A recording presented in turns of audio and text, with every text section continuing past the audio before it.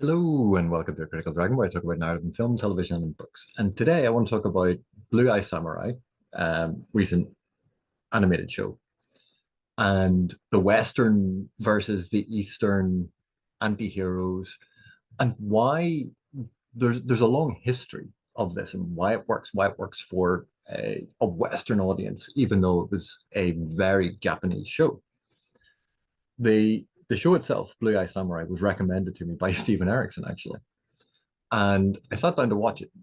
There are not that many animated shows that I enjoy. It's generally not my thing. It's not the medium that I enjoy the most.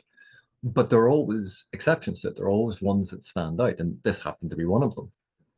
And one of the things that I liked about it was it is the journey of an antihero.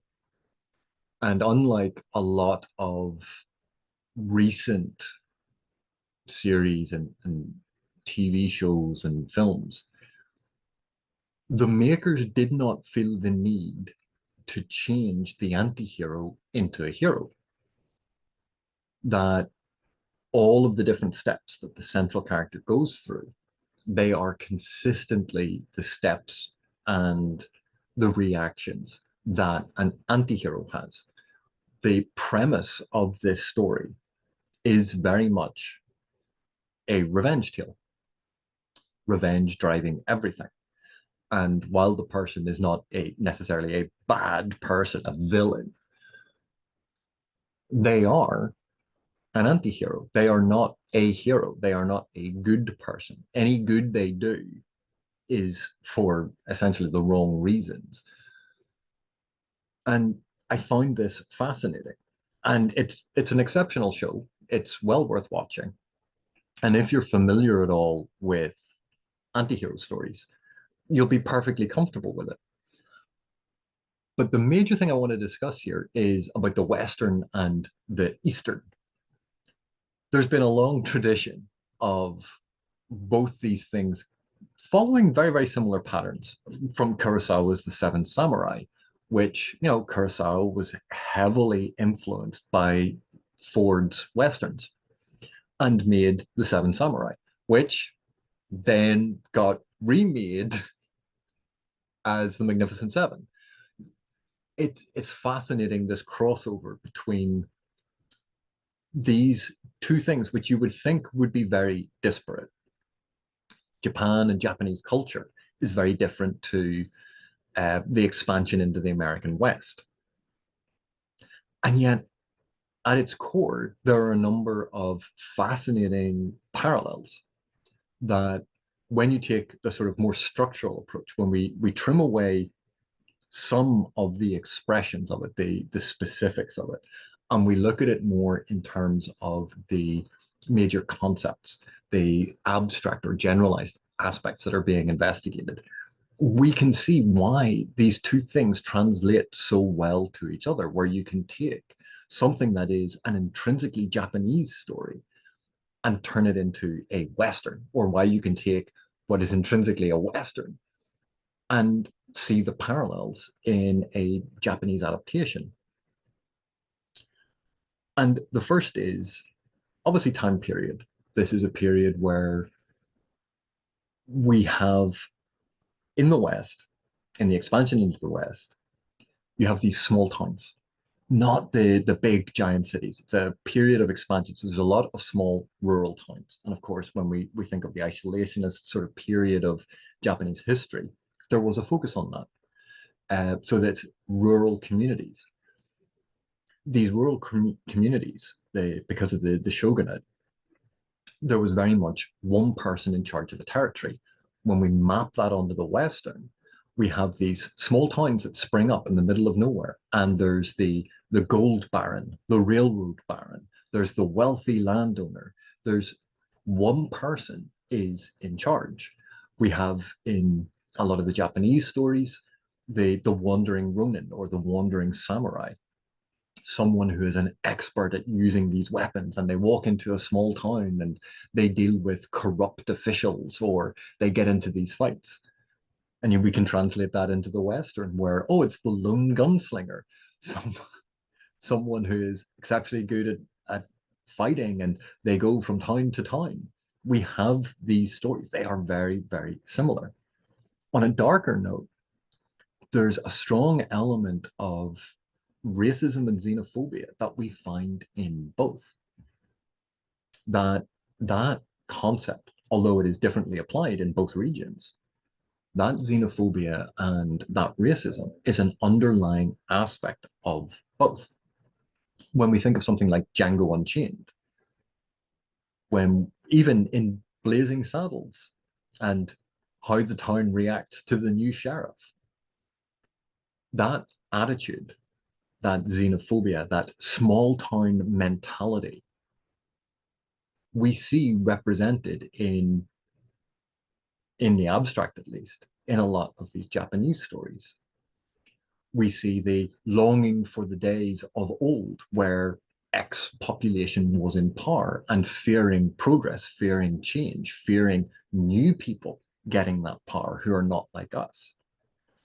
And we see that in both areas. We see the impact of technology on reshaping culture and community.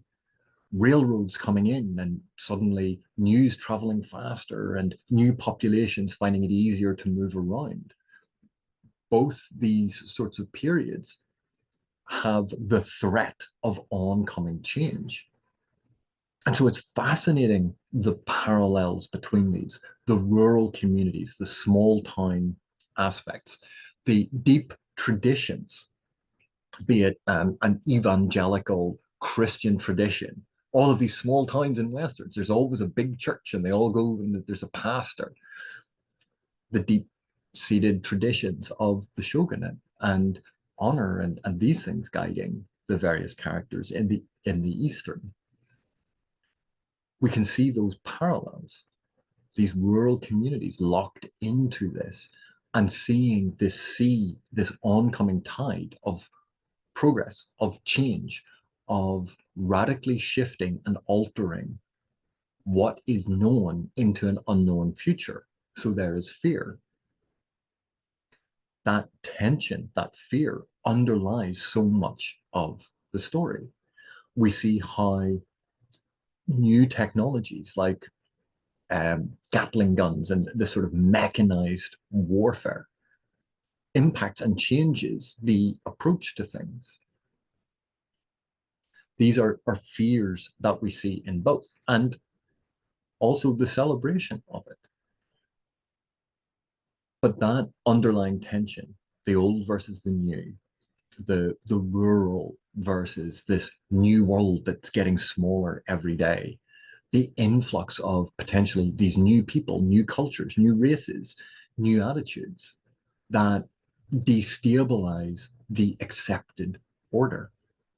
These are tensions that we find in both periods, in both countries, albeit expressed in very different ways.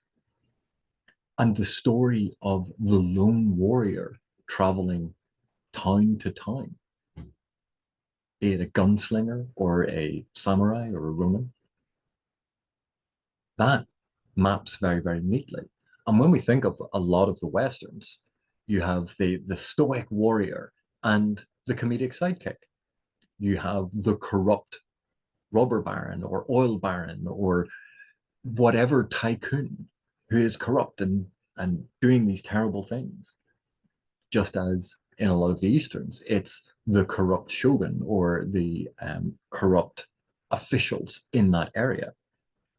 We have the same fear of moral decay because of gambling and brothels springing up in the saloons in the Western. And we have that in the Eastern as well, where it's no longer about the courtesans and the geisha, but about the sex workers in brothels and the corruption of the morality, about how modern industrialization is robbing us of the craftsmanship and the expertise of dedicating your life to a profession, and now it can be mass produced. And those mass produced goods are never going to be as good, but they're going to be good enough. And that reduction of the traditions of the past, the things that we held dear, venerated, respected, and it's been replaced by a cheap knockoff. And above all, this emphasis on capitalization and exploitation, where it's all about the money. Money controls everything, this corruption running through. These are things that we find in Westerns and Easterns. And so the parallels between them, you could very easily transpose a lot of Blue Eye Samurai into a Western setting. Very easily change a couple of superficial things. Instead of a sword, have a six-shooter. Instead of it being about a character who is half Japanese and half European, a character who's half African American and half European, and trying to track down that person who created this situation. The xenophobia experienced by the character, the fact that people were judging them based on the color of their skin rather than who they were intrinsically. The young orphan growing up and needing to become a great fighter and dedicating themselves to that revenge. How many revenge stories have we seen in Westerns? Even the small towns explored with their quirky traditions. We see that in the Westerns. We see these small communities that have built up of like-minded people, and because of that are very individual. We see those in the Westerns, and then the influx of new people changes that. And so I would heartily recommend Blue Eye Samurai, particularly if you like Westerns. Um, it it corresponds to a number of those things. And if you like anti-hero stories, it it's an excellent anti-hero story. The one downside is because it is so clearly an anti-hero story following this thing, it's very difficult to be surprised because you know what to expect if you understand the character, if you understand what an anti-hero is, if you understand this whole process and aren't thinking in that sort of Western Disney, it's all going to have a happy ending and they're really a rogue with a heart of gold. If if you have that attitude, there are a lot of things in this that are going to surprise you. But if you approach it as understanding it's an anti-hero story, you go, yeah, it's not going to be that surprising, but it is very well executed. And it is well worth your time. But anyway, these are just some of my thoughts on it because the bleed between the Western and the Eastern has been ongoing for decades, generations. And it's amazing that two seemingly so disparate traditions and cultures can share so much that the stories from one can be fairly easily transposed to the other. And it's because of these underlying tensions, because of these underlying general elements, that the expression of them may be slightly different. A shogun is not the same as the town mayor. But when we think of the shogun as the sort of dictatorial presence in a region that is saying who is allowed to do what and why, then we can understand that in terms of the rich mayor who is saying you're not allowed to do that and you're not allowed to do that and laying down these rules for their town. It's not the same, but it is remarkably similar. But anyway, hopefully this has been of interest to you. Thank you very much for watching. Thank you for your continued support, and I will see you in the next one.